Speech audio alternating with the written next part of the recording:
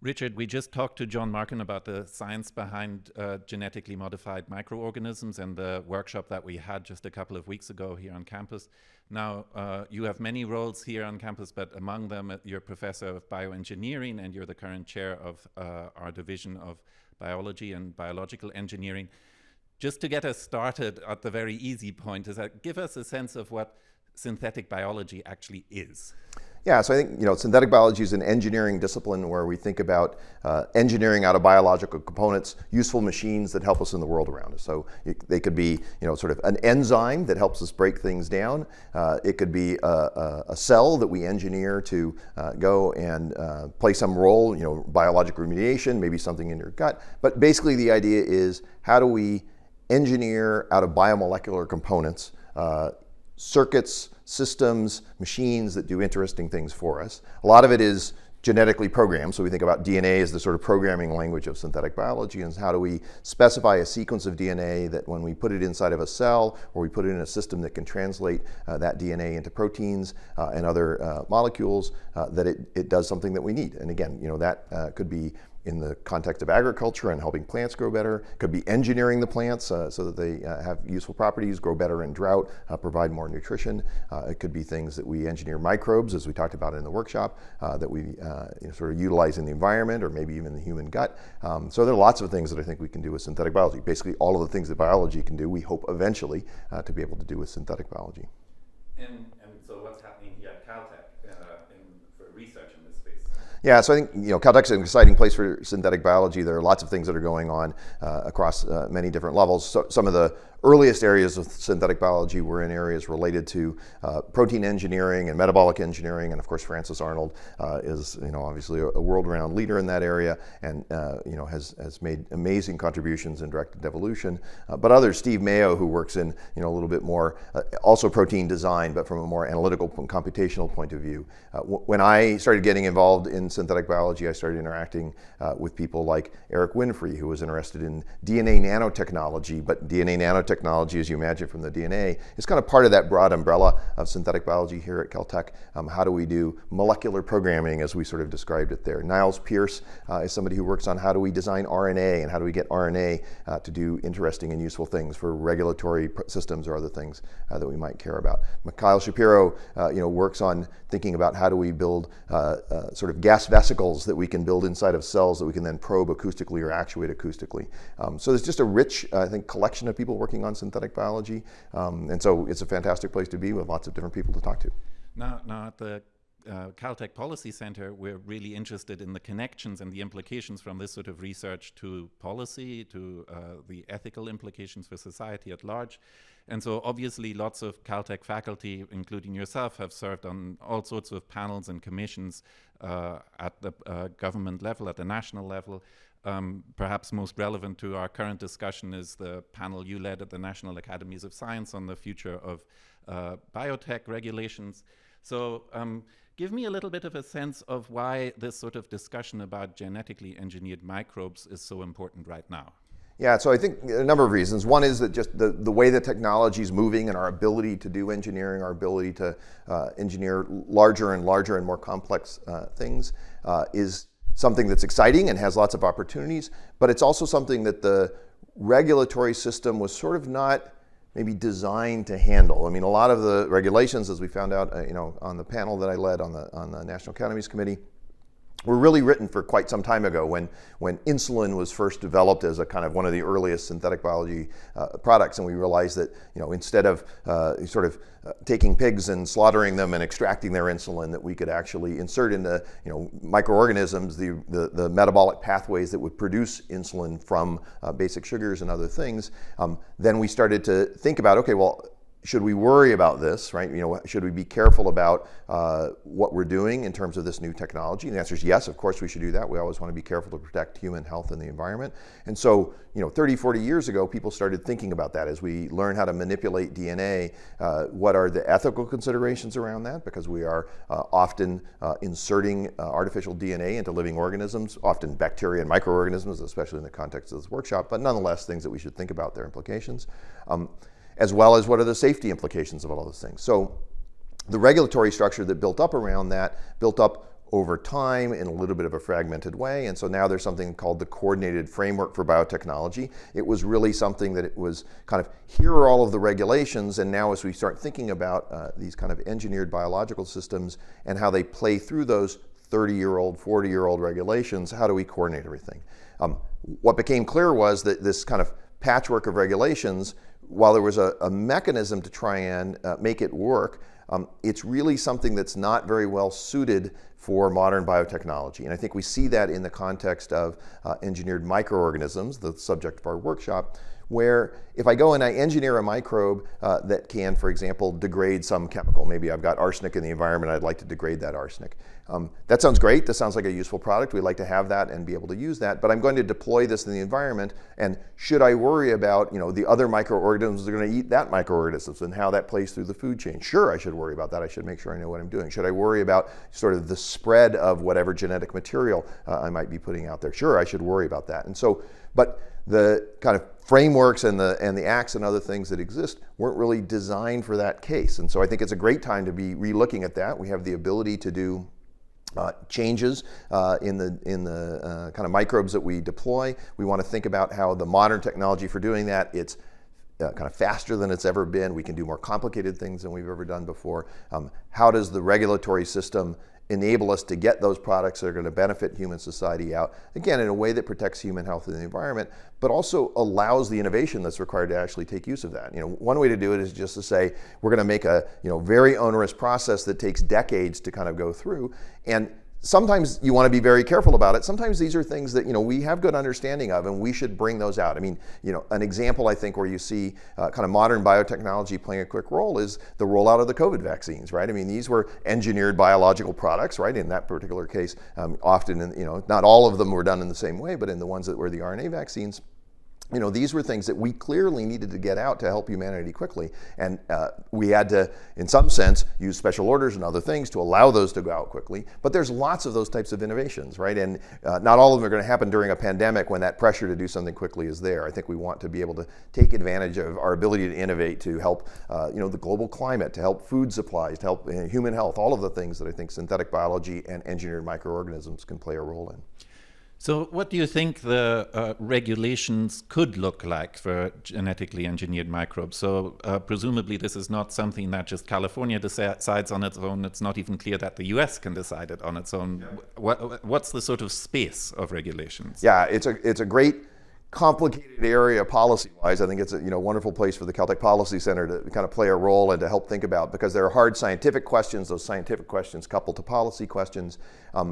And I think that it is something that is regulated at multiple levels, right? And so there are state regulations, there are federal regulations, there are international regulations.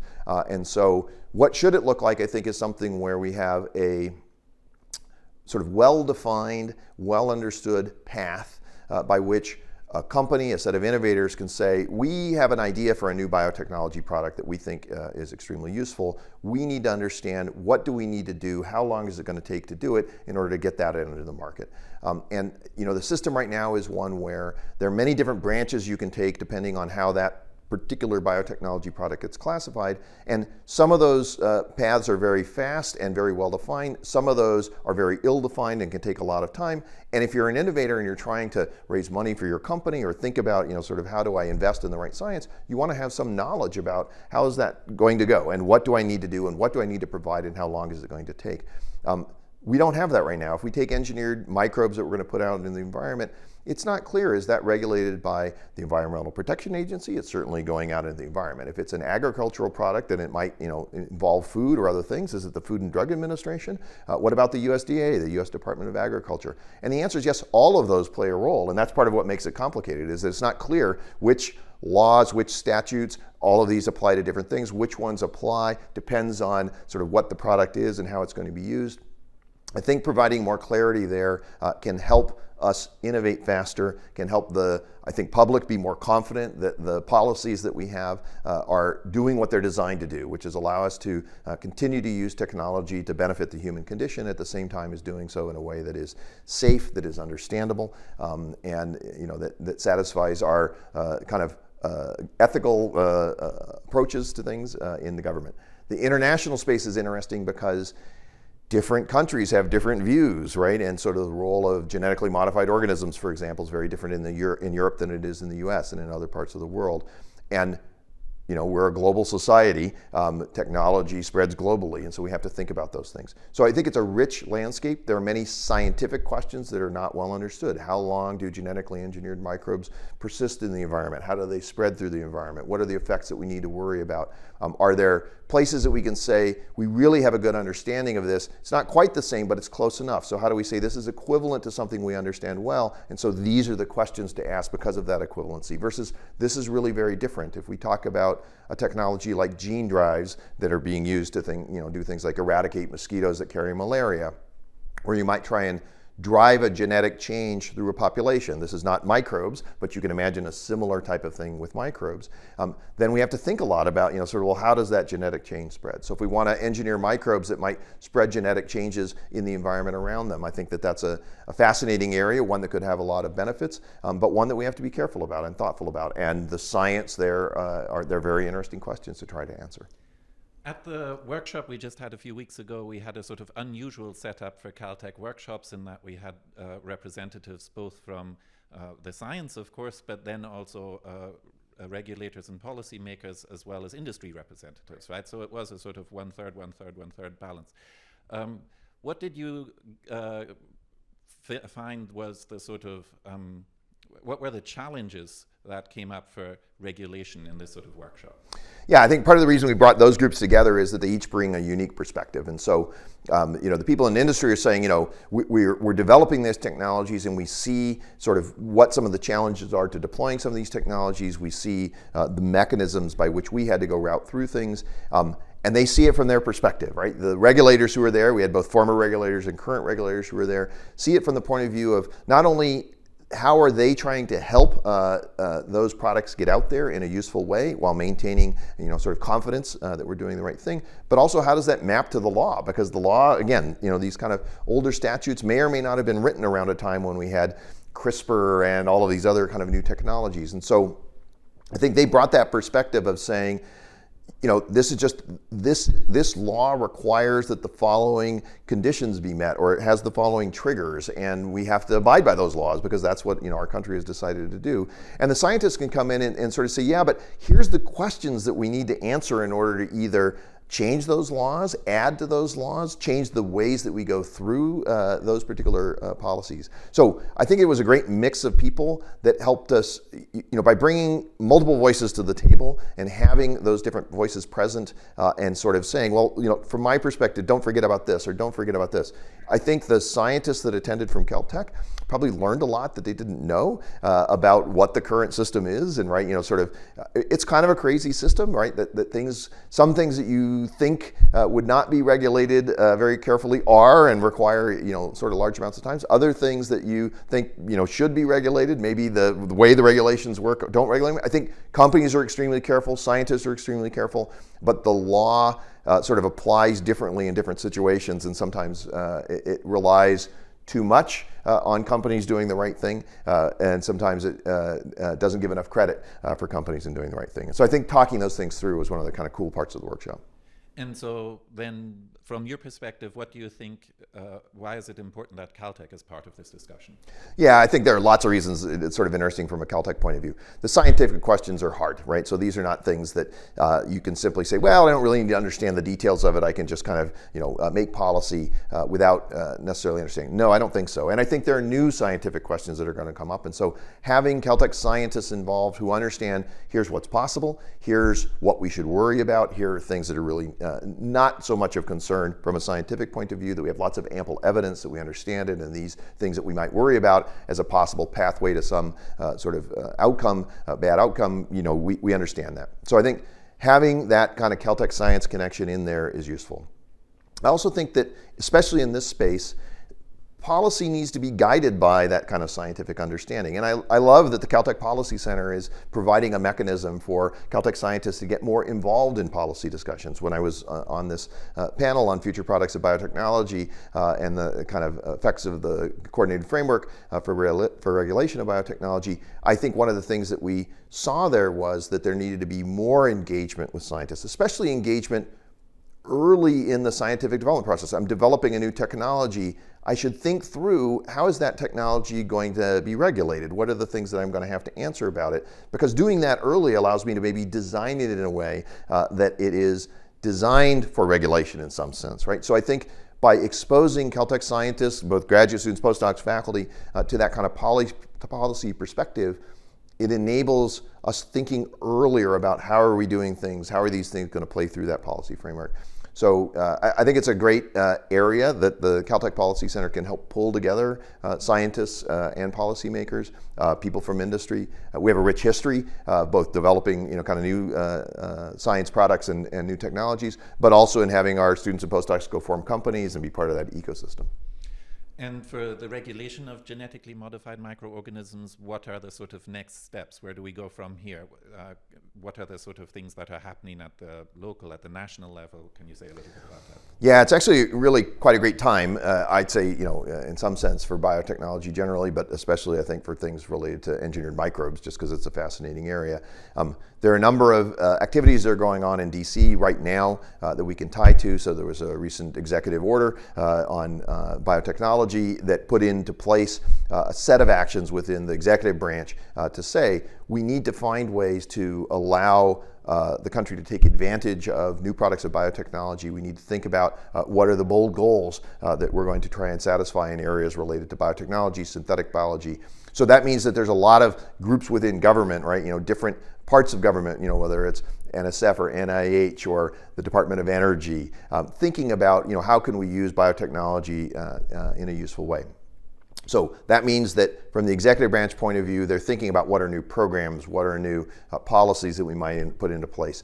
At the same time, on the legislative side of things, there's a National Security Commission on Emerging Biotechnology, the NSCEB, and the NSCEB is thinking also about sort of where's biotechnology going, what's the legislative structure need to look like for biotechnology. It's a National Security Commission, so it's worried about sort of things related to national security, and biotechnology is an area, like many areas, of competition, world competition.